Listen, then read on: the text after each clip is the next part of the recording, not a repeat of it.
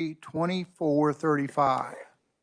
So if the Nick Myers, Assistant Revisor, Office of Revisor of Statutes, Mr. Myers, if you can tell us about this, I'd appreciate it. Certainly, Mr. Chairman, and good afternoon, committee. So committee, House Bill 2435, this would amend statutes relating to the gas system reliability surcharge. This is known as the GSRS surcharge on customers' natural gas bills. And this surcharge is a statutory mechanism.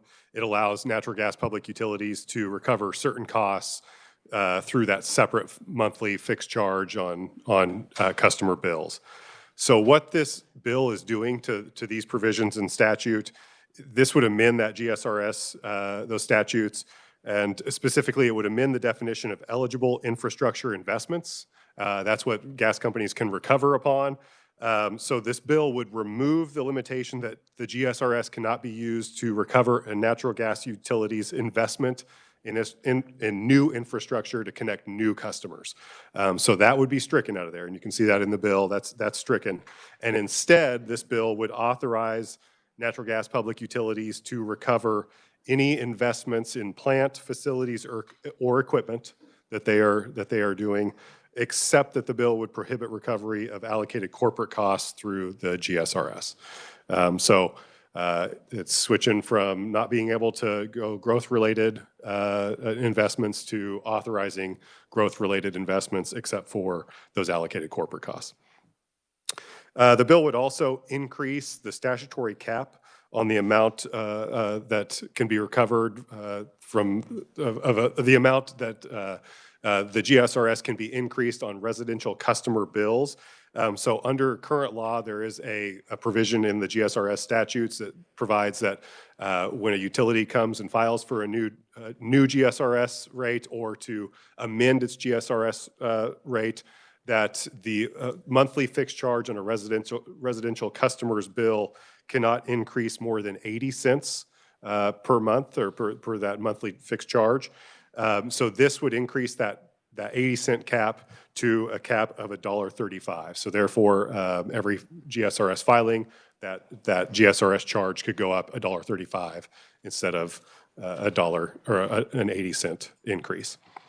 Next, the bill would authorize the natural gas public utility. This is kind of a small change in the bill. It would authorize the utility to change its GSRS, yes, I said that correctly, not more often than once every calendar year.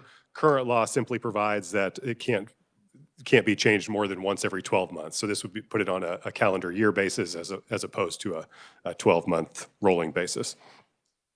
Lastly, committee, this would reduce the time frame that the KCC has to act on filings from utilities for GSRS rate increases. So current law provides that the KCC has 120 days to act on a GSRS filing.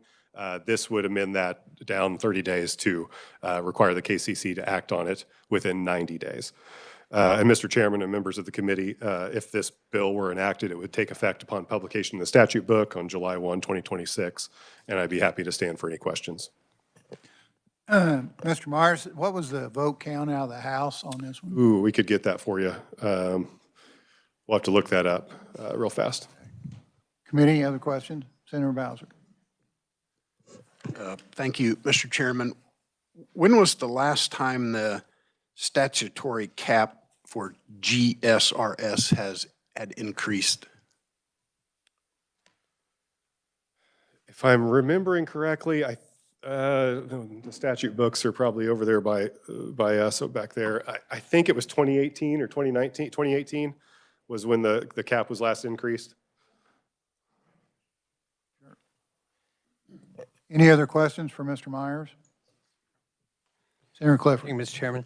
On this page 2, line 2122, the investment to plant facilities or equipment, I kind of get that we're not allowing costs to cook up a customer, okay? But what if you have a new customer and it's 10 miles of pipe to get to that customer? Where's the line on what falls under this and what doesn't fall under it, or should I ask the proponents? That'd be a good question for the proponents and the agency, the KCC, Justin Grady. That would be right in his wheelhouse. But I will note that this bill is changing that for the new customers to where GSRS currently does not authorize new customers to be connected, whereas this is striking that limitation and authorizing kind of that growth-related investment to be recovered through the GSRS, subject to that cap. Okay, but if they're hooking up my house, they're not recovering it that way. That's part of doing business with me at my house. Yeah, okay. I'll ask them. Thank you. Yeah, thank you. Thanks, Nick. Thanks, Mr. Chairman. Any other questions, committee? To answer my question, the House vote was 115 to 7 Okay. on this, so. Any other questions? Mr. Myers, thank you. Welcome. Okay, next we have the proponent oral, which is Patrick Vogelsberg. He's managing government affairs, Kansas Gas Service. Patrick, welcome to committee. Thank you, Mr. Chairman. Good afternoon, committee members. I am Patrick Vogelsberg here on behalf of Kansas Gas Service, and also with me today I wanted to introduce some colleagues of mine, Jeff Houston, who's our VP of Rates from Tulsa, Robert Vinson, who's our Division General Counsel from Overland Park, and Lorna Eaton, who's our Director of Rates and Regulatory here for Kansas Gas Service. So with that, Mr. Chairman, we are in support of House Bill 2435, and what this bill does, the substitute bill modernizes what we have as an existing regulatory framework that's been in place for about 20 years in Kansas. But it's a substitute bill, as you notice. And so what I'm going to do in my testimony is provide maybe a little bit of context to how we got to this point. But first, I want to explain what regulatory lag is, and because that's what this bill is specifically focused on, and it's about reducing regulatory lag, and specifically regulatory lag on growth investments. All right, so regulatory lag is just that time period between when we make an investment in our system and then when we're able to recover that in rates. And as you know, Kansas Gas Service is a fully regulated utility, 100% regulated by the Kansas Corporation Commission. And so what that means is anytime that we make any sort of changes to our terms and conditions and our rates, that has to be approved by our regulator, the Kansas Corporation Commission. And so there's naturally a lag between when we start spending money on our system, when we put that investment into service and it's serving customers, to when we get recovery on that. And that's that lag. And so, the downside of regulatory lag is the utility feels a burden on carrying that cost of infrastructure for sometimes several years. And at the end of that, customers will ultimately face a larger, less predictable rate change. Investment can slow, and this is concerning specifically for communities that are seeking to try to grow or attract new business. So reducing regulatory lag is an important thing that can help not only with the economic development goals of the state, but also allow us to continue to invest in safe and reliable infrastructure. So states have looked at regulatory lag, and what I want you to take away from this is that there isn't one way to reduce regulatory lag. There's a couple different ways, and I'm going to use some terms, maybe some acronyms, but at the end of it, these are all different ways in which states have tried to reduce regulatory lag. And Kansas has recently done this for the electric side. And in 2024, the legislature passed and the governor signed a bill, House Bill 2527, and it did a lot of things, but two key components of that was reducing regulatory lag on infrastructure investments that the electrics were engaged in. And that was done through a mechanism called plant service accounting deferral, so PISA for short. And then also, you may recall on the new natural gas plants that Evergy is planning on building, there was a provision called construction work in progress, CWIP. I won't go into details on that, but each one of those were designed to reduce regulatory lag. And then another state that we're very interested in, Texas, because we have a Texas Gas Service Division, in 2025 passed legislation that was plant and service accounting with a interim recovery mechanism. So based upon all of this, we sought to introduce legislation,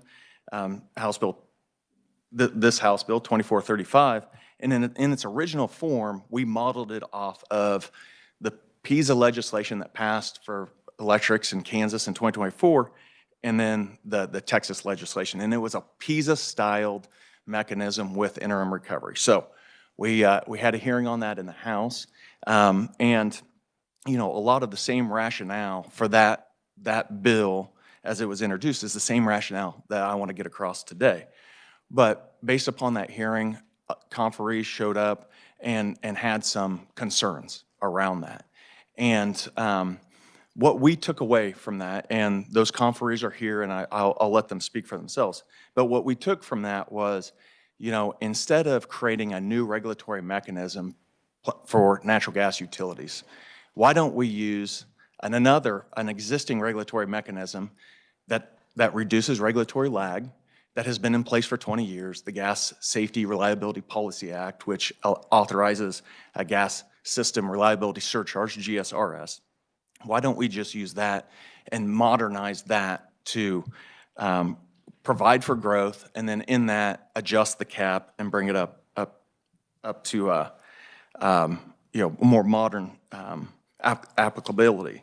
And so just real quickly, I want to talk about that. The GSRS is something that right now we have utilized, and it's been a great asset for making upgrades to our system for safety, system integrity, cybersecurity, physical security, and government relocations. And it's a straightforward process. Stakeholders that are involved in this understand it, are used to it, and it's something that we have utilized to have a safer, more reliable gas system. And what that does is, on an annual basis, we make a filing, an application with the Kansas Corporation Commission.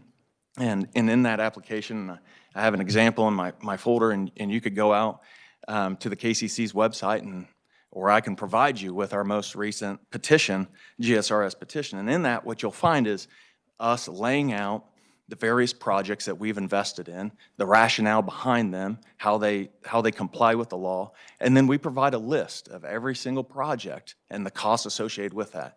And based upon that, the commission reviews that. They can review it for prudency to see if those were prudent investments or not, and then ultimately approve that and incorporate a new GSRS line item on folks' bills, and we're able to recover that. And then the other thing that I'd point out about GSRS is it can only be in place for 60 months before we're required to come in for a full-blown rate case. And then the commission has another opportunity, and you'll see in the bill, in the statute, where the commission has another opportunity to review those investments. And if anything is disallowed, then we would have to either refund or credit those, refund our customers or credit our customers those charges. So there is a lot of transparency and a lot of oversight when it comes to GSRS. And so as we start to engage with the other conferees in negotiations around what we could come up with and see if we could come up with a common sense compromise, the result of that is the substitute bill. And Nick did a good job of giving an overview of that.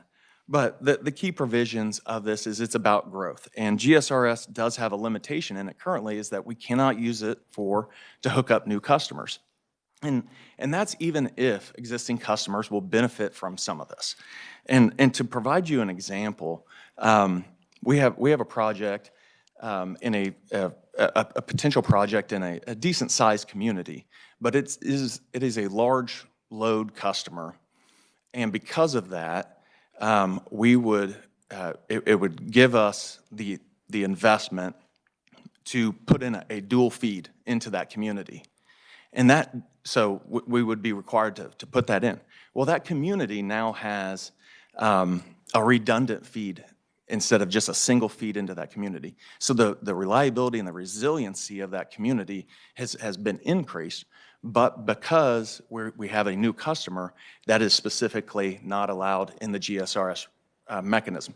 That's the type of investment that would now be recoverable under this expansion. The other part that I would point out is on page 2, the new language at lines 21, 22.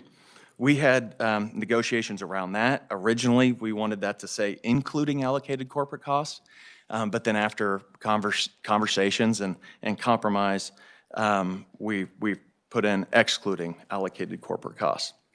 And then the next piece is about timelines.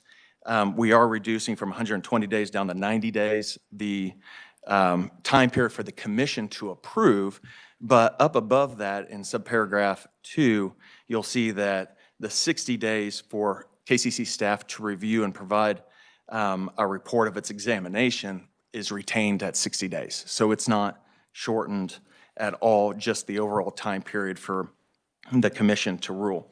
And then on the $1.35 residential customer cap, part of that, as it was mentioned, 2018 is the last time that was addressed. It's at 80 cents. Currently, inflation would probably suggest that would be around $1.03 now, and then the additional 30-some cents is to deal with the expanded growth. Right now, the cap's at 80 cents. Right now, KGS's GSRS charge is 71 cents. So it is a cap, it's not a minimum, and I just remind you all of that. And so why does this matter? And this holds true with our original testimony and today and I understand energy affordability is the front of everyone's mind. And I want to remind the committee that natural gas remains one of the most affordable energy sources, and it is 3.2 times more affordable than electricity in Kansas. And so part of making sure that Kansans have affordable energy rates is to make sure that this infrastructure continues to be available to them and it's safe and reliable. And GSRS has allowed for that to happen, and we're hoping that it continues to happen. But the other side of affordability is around growth. The way that you keep utility rates in check is to be able to spread the fixed cost of the utility across a growing number of units, all right? And for us, that's MCF of natural gas. And the more units that you can spread that cost spread across customers, it mitigates rates. And I can tell you that some of the economic opportunities that this state has are significant users of natural gas, both in power generation and advanced manufacturing. And those provide great opportunities. And those are going to be things that help keep rates affordable going into the future. And then around economic development, economic development gets talked a lot about in the State House. And the Commerce committees take that up, and maybe down on the second floor with the Lieutenant Governor, and I'm excited to see the Department of Commerce's supportive testimony of this. But from our perspective, economic development starts here on the fifth floor, over in the House Energy, Utility, and Telecommunications Committee, and right here in Senate Utilities. Because that is the first question that we're being asked by folks is economic developers. It's not workforce, it's not necessarily housing, it's the first question, and those are important, but the first question is how much energy do you have right now? How much capacity do you have, and how quickly can you expand it? Where is it located? And those are questions that we get asked here at KGS, but also questions that we get asked at the one gas level across our 3-state footprint. So with that, and it's no wonder why this area is being looked at. It's because we are in close proximity to some of the largest natural gas supply basins in the country. And there's an existing infrastructure network of midstream pipelines that can access that natural gas and get it up here. But it doesn't matter how much you produce and how far you can transport it if you don't have the distribution system to get it to those households and businesses.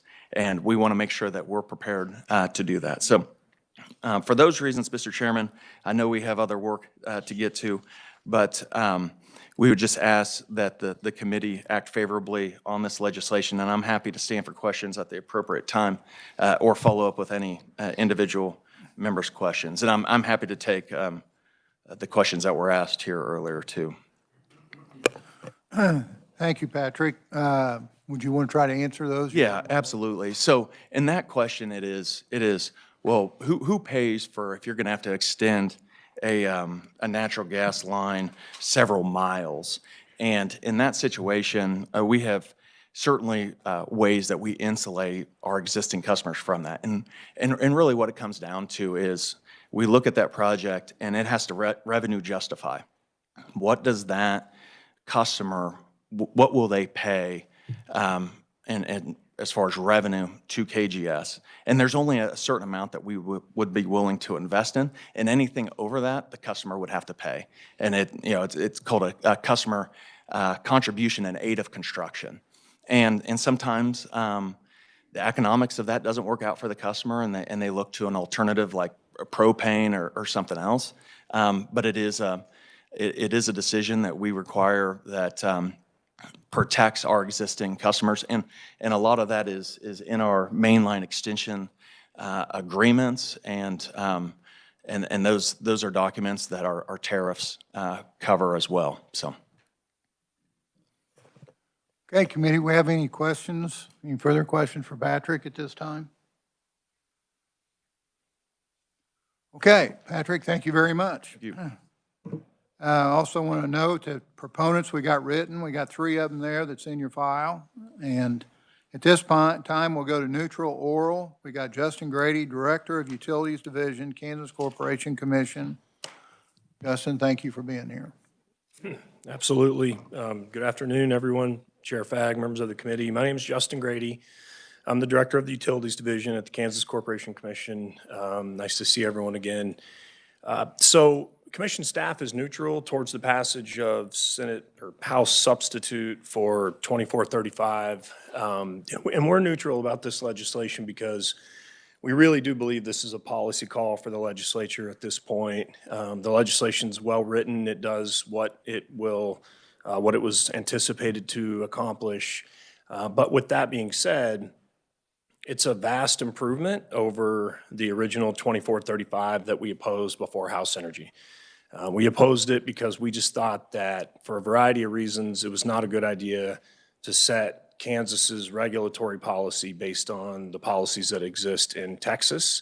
I mean, I pointed out in that testimony before the House that we use a lot more natural gas in the state of Kansas than they do in Texas. There's definitely a different regulatory construct for a variety of reasons. At the end of the day, you look at the math that supports the need to increase the cap.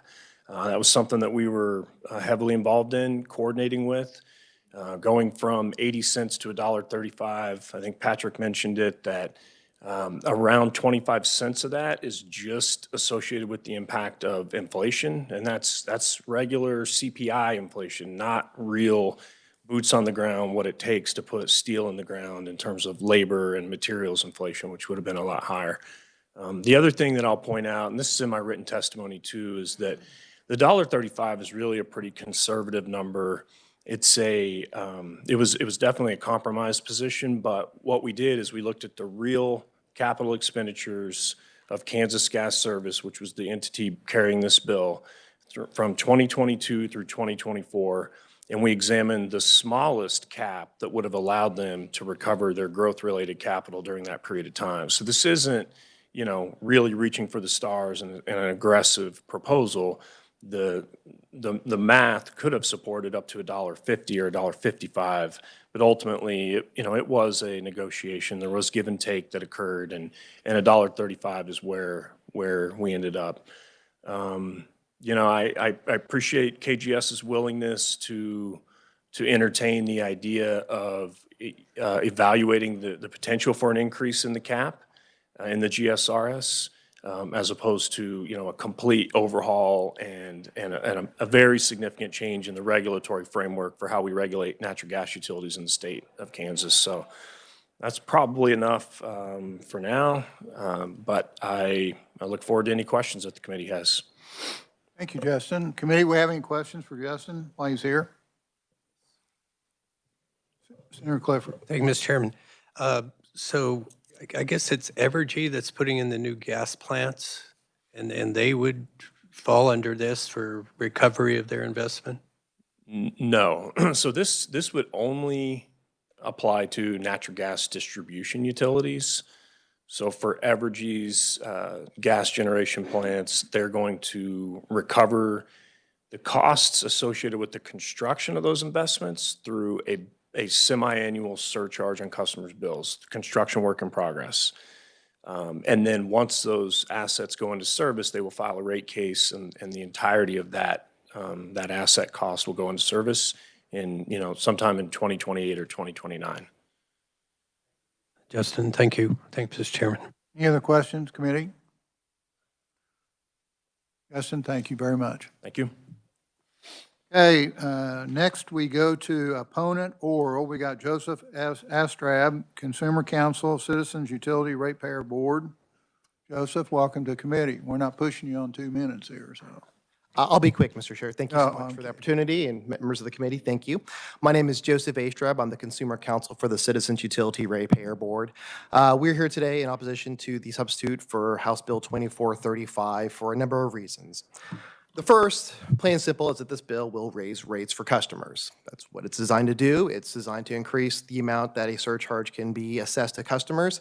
And looking at my testimony, I've cited to the use of the current GSRS for safety and investments. And as you can see, the vast majority of all the utilities have been pushing up to that cap and recovering that amount. So very likely if that cap is increased, that utilities will start increasing their investments and requesting to make recoveries up to that count. So first and foremost, it's going to do that. But it's kind of a secondary effect, too.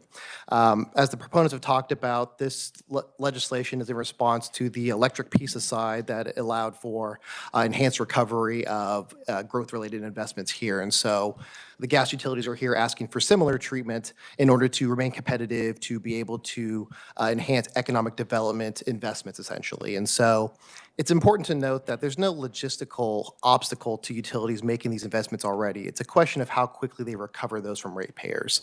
And so it's not just a matter of regulatory lag, but it's a matter of incentivizing the utility to do something. That's what this bill is acting to do. And to curb, we think that there needs to be a more specific showing of direct ties to economic development with these kinds of investments. On the electric side, we've seen evidence and discussions about data centers, about Panasonic, and there's a real connection that the public can make to what these investments were going towards and doing. But with the gas side, we don't quite see that. At least I haven't seen that yet. I haven't been apprised of any specific negotiations or identified any particular industry that will rely exclusively on natural gas. And that brings up a second issue there. If both electric and gas companies are competing for the same type of customers to choose their type of energy for fueling their operations, are we now creating an environment where electric and gas utilities are competing for more favorable treatment and incentivized to invest in growth capital to not only compete with other states, but amongst themselves? And if that's the case, who's paying for all that? It's the ratepayers. And so we're opposed to the concept of including growth capital for this without some more information, without some more details about why now is the time to make these changes, to make this gamble on ratepayers, to expend money, and to hope that these new customers will bring the revenue to offset that. As I've noted about the GSRS and its history, the reason why GSRS was created was because residential growth rate was not increasing at a pace that would offset investments in new infrastructure. And so this helped guarantee recovery, regardless of that lack of growth, in order to incentivize that investment. And that's what this is doing here today, is using that same mechanism to incentivize it. Instead of for safety and reliability features for current customers, we're now using those same customers to pay for growth. And to that, we're opposed. I'd also highlight, too, about the competition, that there's also legislation going around about trying to create private energy campuses for large load users to be independent from electrical service and to have their own kind of separate entity regulating their energy sources. That's just an example of this competition we're now creating between electric and gas that's only going to be paid for in the back of ratepayers if we continue trying to level the playing field amongst themselves. And so while we understand that there should be increases for inflation, we think that should still be directed towards only safety and reliability spending. The GSRS has been effective, it's served its purpose, but we don't think it's appropriate to co-opt that purpose and to utilize it for growth, hypothetical or potential growth and speculative growth in Kansas. We think that the general rate case process is an appropriate manner to review these costs, to review the economic situations at the time, and to allow recovery through that rate process. Thank you. I would be open for any questions at this time. Okay, thank you, Joseph. Committee, we have any questions for Joseph? Senator Francisco. Thank you, Mr. Chair, and I appreciate your testimony. Do you have a suggestion for the GSRS cap increase if growth were not going to be part of this bill? Thank you, Senator, Mr. Chair. Yeah, I would say I recommend my testimony at $1.20, and that was just kind of basically off the past rate we've been increasing the GSRS. It's increased 40 cents, I believe, the last 2 times, and so it's been about 6-7 years since we've last reviewed that, and so understandably, if we want to go a little bit more, since it's outside of usually the 4 or 5 year pace we reviewed that would be understandable. But a recommendation for today would be about $1.20, which includes the adjustment for inflation on top of an extra 17 to 15 cents more to allow for additional expenditures, which I believe the utilities will be able to continue finding projects and investments to improve the system. So I don't think that necessarily confines the utilities to an unfair return on these investments, but I think it raises it enough to keep the level and keep the pace of modernization going. Senator Clifford. Just to keep the math going, so that $1.20 would be $6 over 5 years? I mean, is that the idea? Yes, so yes, how it would break down. So if a utility were to, every year they file for an adjustment and can increase it by up to another, say, for example, $1.20, whatever the cap is, each and every iteration. And then whenever they get to a rate case, that surcharge resets to 0. Those revenues are incorporated into the rate base. And then the surcharge is reset to 0 and can be added again for new projects to go up to $1.20. So yes, in theory, if a utility was out of a rate case for 5 years and continue adding $1.20 over that pace, it could end up at $6 by the time the rate case happens. Thank you. Thank you, Mr. Chairman. Any other questions, committee? Okay, thank you, Joseph. Thank you. Okay, I'm not aware of any other proponents, opponents, or neutral testimony that's been submitted at this time. Is there anyone else that's here for that? Okay, I would, fiscal note on HB 2354 is on page 3 of your supplemental information in the folder. Is there anything else at this point? If not, I'll close the hearing on HB 2435. Thank you very much. And at this point, we'll take what time we have here on open final action on SB 439. So if Mr. Myers, Assistant Revisor, would come up and give us a bill overview, I would appreciate it. Yeah, if it's okay, I'll just do it from back here real fast, Mr. Chairman, just a quick run through. So committee, if you recall, Senate Bill 439 is the Railroad, Utility Railroad Crossing Act, and this applies requirements for utilities and entities that are crossing or paralleling a railroad's right-of-way. And if you recall, it has certain definitions, and it applies certain requirements for crossings or parallelings that are conducted within the public right-of-way versus within simply the railroad right-of-way that doesn't occur within a public right-of-way.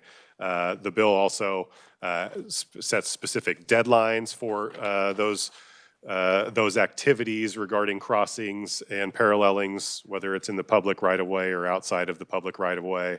It imposes certain requirements regarding things such as insurance, the amount of fees that can be charged by a railroad to these utilities that are crossing or paralleling the railroad, and things of that nature. And I'd be happy to answer any questions on the bill. That's a real quick rundown, but just to remind the committee, the committee was on final action on this bill previously, and the committee did adopt 2 amendments to this bill. One was an amendment brought by Senator Bowser. It specifically states that utilities are subject to railroad safety laws. So if you'll recall that one is on the bill. And then also the committee adopted an amendment, I believe brought by Senator Peterson, that increases the timeline from 60 days for crossings and 120 days for parallelings before a utility can commence the work within that zone that they're going to be working in. And Mr. Chairman and members of the committee, we'd be happy to answer any questions. Thank you, Nick. Is there any questions for Nick? Yeah, Senator Pete Thompson. Thank you, Mr. Chair. Nick, so as I understand it, if there's a disagreement or the timeline, say they run over the timeline for approval, then this would throw it to arbitration in the KCC? Is that correct? So the KCC process, and Jesse, if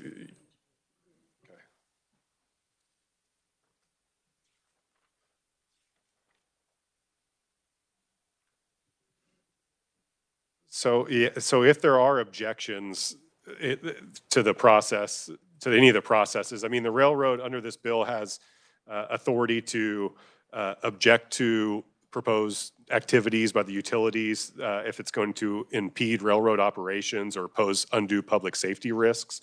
If there's some objections under there, it could potentially go to the KCC. Also, the railroad has the authority under this bill to determine that some activity may diminish the value of the railroad's property interest. And then there's a process for the utility and the railroad to come together on that one. And that's another instance that I could see under this bill where it could, an argument could go to the KCC for resolution. That answers that. Thank you. Thank you, Mr. Chair. Committee, we have any other questions for Nick? Okay, at this point, what's the will of the committee? Chairman, I have an amendment. Senator Clifford? I'll yield to the ranking if you want to go first. Okay. Thank you, Mr. Chair. I did ask for an amendment, and this was in response to comments from the railroads. I think following up on Senator Bowser's concerns about safety, because they were really asking for safety first. Flagging. Hoping this is easy to understand.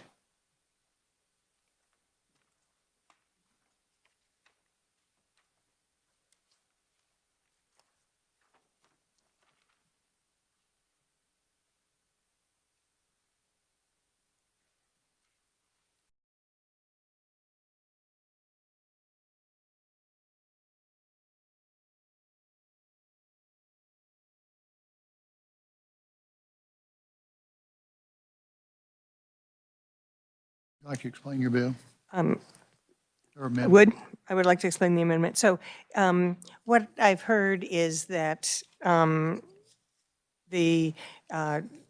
biggest concern was that the railroads have an opportunity to have the flagging done by flaggers that have radio communication with the railroad. This simply says that a railroad may require. So if there is a utility that has a flagging service that the railroad is comfortable with, they would not have to require this. But that individual will coordinate the safe movement of trains and be performed in accordance with controlling labor agreements that apply to the railroad. Our revisor had a couple of suggestions for the wording that I first gave him, and I'm very comfortable with those. So I'd be happy to stand for questions. Okay, thank you, Senator Francisco. Is there any questions of the carrier of the amendment? Senator Clifford. Thank you, Mr. Chairman. You know, where I live, there are a number of short line railroads, and they may be only used twice a year. I'm wondering if this implies that we're going to have to get union labor in western Kansas to basically flag an unoccupied rail line. So that's my question. You say the labor that applies to the railroad, I assume that means union labor, but I'd appreciate an answer. Thank you, Mr. Chair. The concerns I heard were that it's really important for the flaggers to be connected with the railroads, particularly with regards to radio. I did ask about shortline railroad track, and also particularly what I heard about dark railroad track, that sometimes there's rails that are only used when there's flooding or there's been an accident, and the railroad's using otherwise pretty much unused track. I have asked if we could work on that, but there hasn't been any wording to address that yet. I would still like to see if we could do something about that on the floor or when this goes to the House. Do we have any other questions for the carrier of the amendment? Yeah. Senator Warren. Thank you, Mr. Chair, and understand the concern. So the last line of the amendment says within a reasonable timeline. So if there's some dispute about what's the reasonable timeline, we heard questions, is it something that would go before the KCC, or what are we thinking there would happen?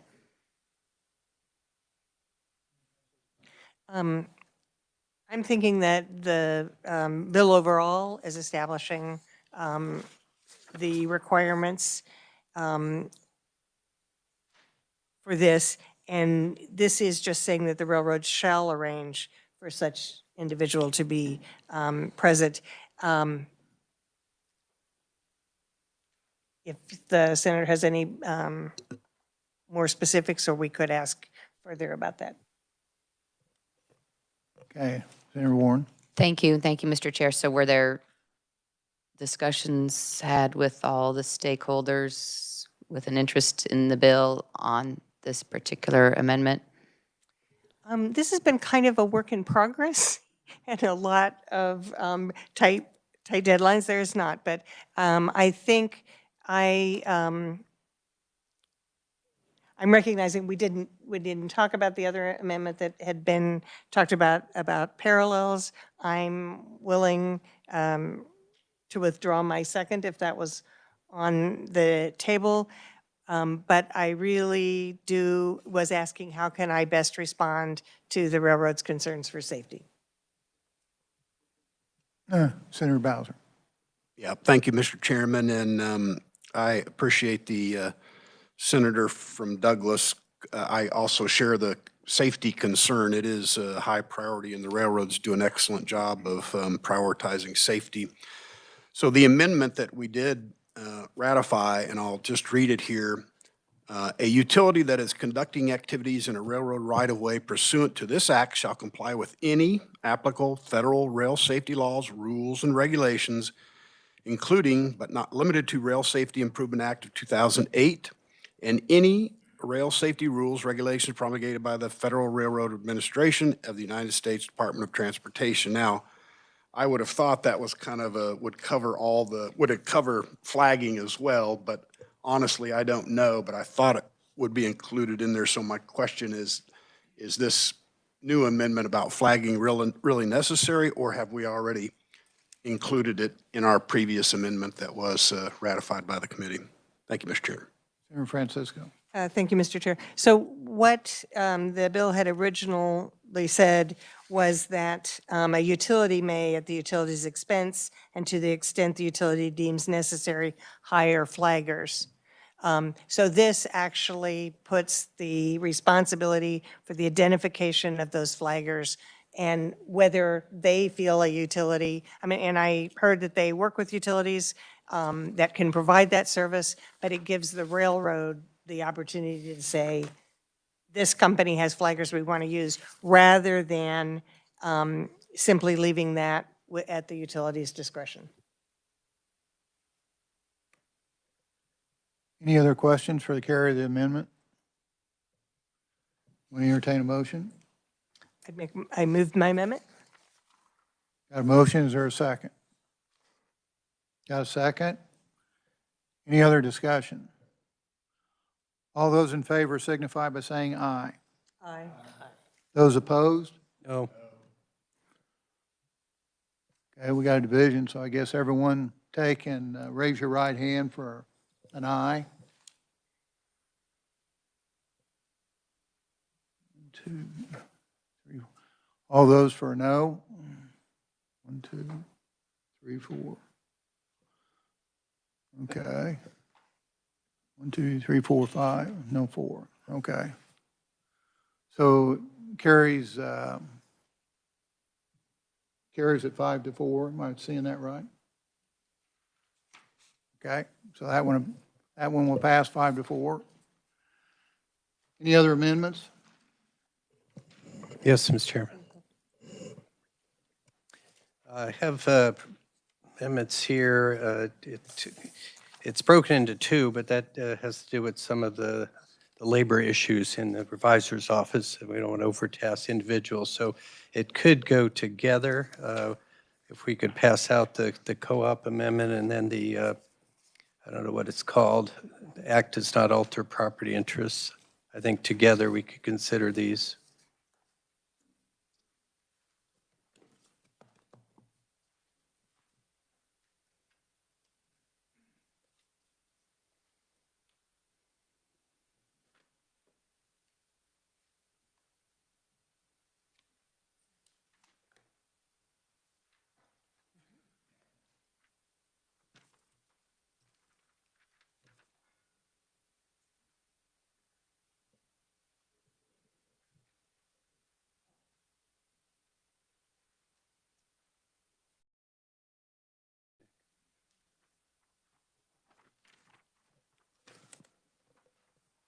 The carry the amendment want to explain or?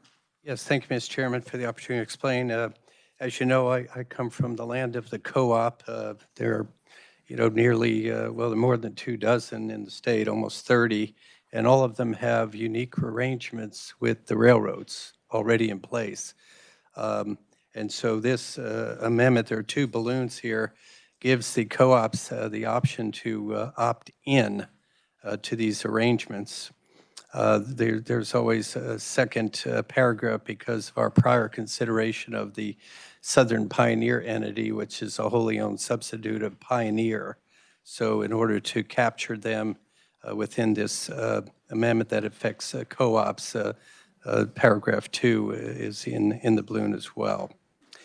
This would allow the co-ops to opt into KCC rate cases if they so choose. I know we discussed that before, so it would allow them, and it doesn't alter Corporation Commission oversight of certain territorial things and other considerations. So the other one sentence that I'm asking you to consider together, there was a little bit concern that it was just assumed that this bill would not impact railroad property rights. And in order to make that explicit, we have on page 9 this one sentence addition: nothing in this act shall be construed to expand, diminish, or alter any property right, title, or interest held by a railroad with respect to the railroad right of way. So I'll stand for questions. Okay, committee, is there any questions of the Senator Clifford on the carry of the amendment? Senator Francisco. Thank you, Mr. Chair. So my question is, when you're saying this allows them to opt in, that they would not get any of the protections of these requirements, that utility would not get the protections unless they had formally made that decision to opt in? Yes, that's correct, Mr. Chairman and the Senator from Douglas.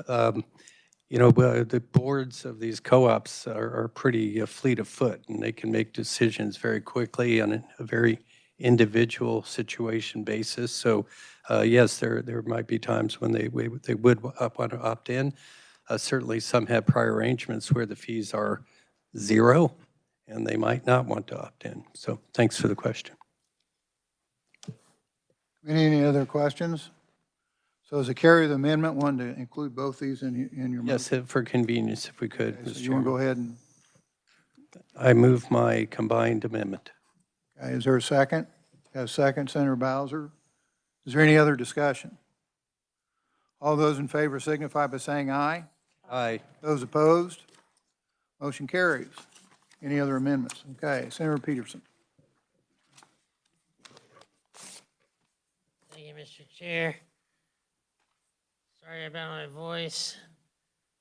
I have an amendment. Nick wants to pass it out. It's on paralleling. Does the paralleling only apply to existing infrastructure, not the new?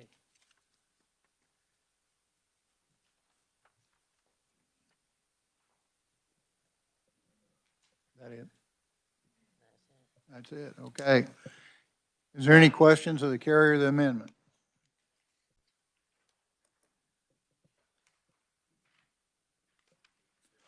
I'll give you a Just second. for the replacement, we have a lot of highway, a lot of streets and railroads and co-ops that have gas lines running right parallel to the railroad under the street, and a lot of these are steel lines. They're gonna have to be replaced. I wanted to make sure they could get a quick turnaround time on those if they needed it. I know the city of Salina on East 4th Street, the main gas line for that runs parallel to the railroad. It may need to be replaced sometime. And I just wanted it to apply only to, this doesn't apply to news, kind of the railroads don't like it, but they said it makes the bill better. I ran it by the gas companies, they said they could live with it. Okay, is there any other questions to carry the amendment? Senator Francisco. Thank you. I appreciate the senator bringing this forward. I think it is, respects all those situations where the utility is already in the right-of-way and adjacent.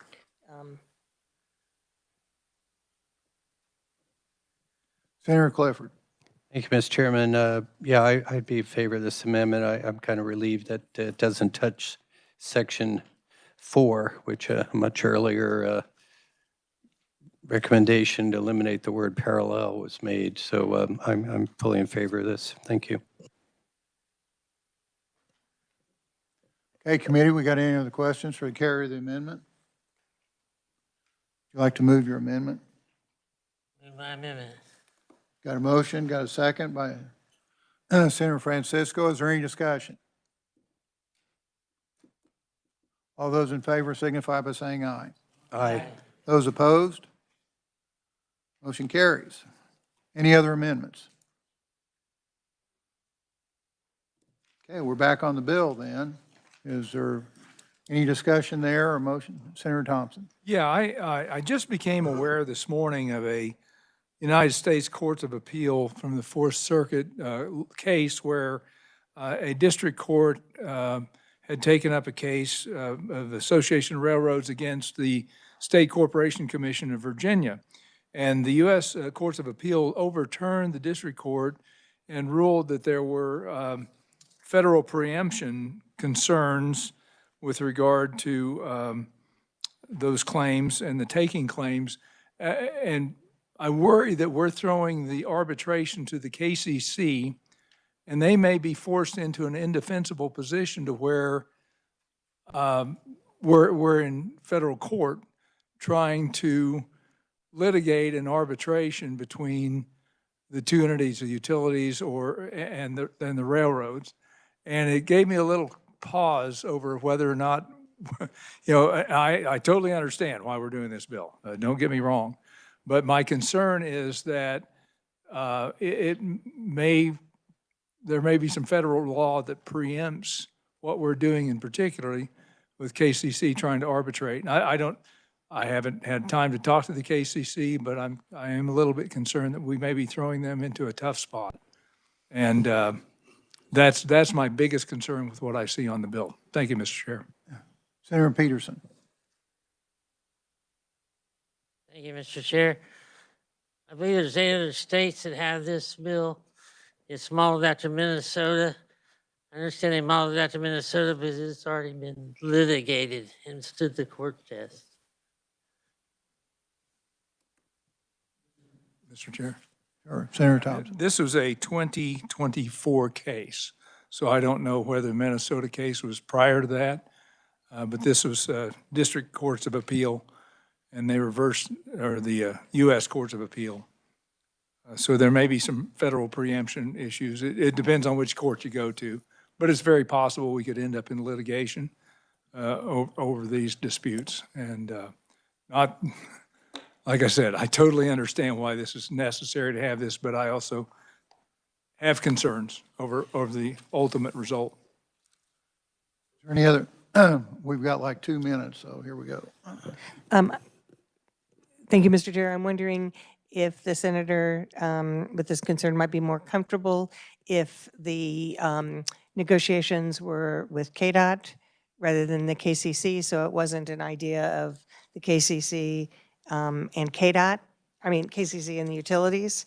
And I would be happy to work on a floor amendment, but I'd really like to see this bill move. Senator Warren. Thank you, Mr. Chair. So just to follow up on what the senator from Johnson said, I too saw that same case. It was decided in July of 2025. It's from the Fourth Circuit. I'm not sure which circuit Minnesota is in, but I know Kansas isn't in the Fourth Circuit. There was another point raised, though, the takings clause. If we have a cap on the fee that's to be paid to the railroad, is that do we have an eminent domain type issue for the use of their right-of-way during that time? I don't know. I do understand some other states have this law in place, so that gives me some comfort there. And I am concerned a little bit with the amendment. I understand the safety issue required, the amendment that was on today, and the reasonable timeline. Are we running into timeline issues, which was the whole reason that we were told by the proponents about why they needed the bill. So I would hate for timeline issues to be a problem with that amendment added to it. But so just some concerns. I don't know if they're prohibitive of, putting the law in place or not, but there is some need to do something in this arena. Thank you. So we're at our timeline. We got 2 options. One, we'll keep this open, work on it next Wednesday, or we take a motion and work it out.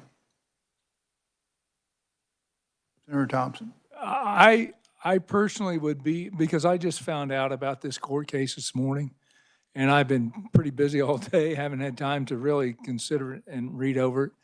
I would feel a whole lot better about whether or not I could place a vote confidently if I had the time to investigate whether or not KCC or KDOT's the right way to go and clear up any concerns over potential federal litigation if we gave it a little more time to investigate. That's just my personal opinion.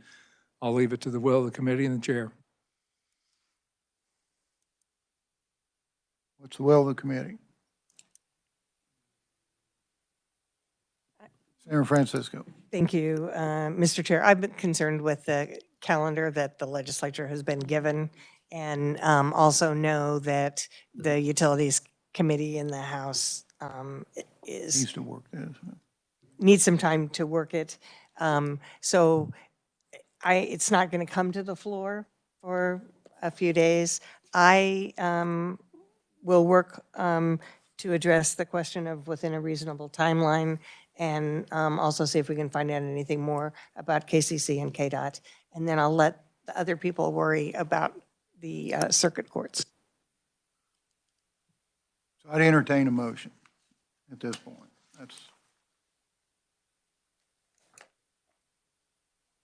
Got a motion? As Mr. Chair, I move, we move Senate Bill 439 out of committee favorably as amended. Second, Mr. Chairman. Second to that. Senator Clifford, second. Yes, thank you, Mr. Chairman. Is there any other discussion? I agree with the timeline that we're working on, and I think the House will be working on this too, so. Is there any other discussion? All those in favor signify by saying aye. Aye. Those opposed? No. Okay, thank you very much. Let's get to the floor.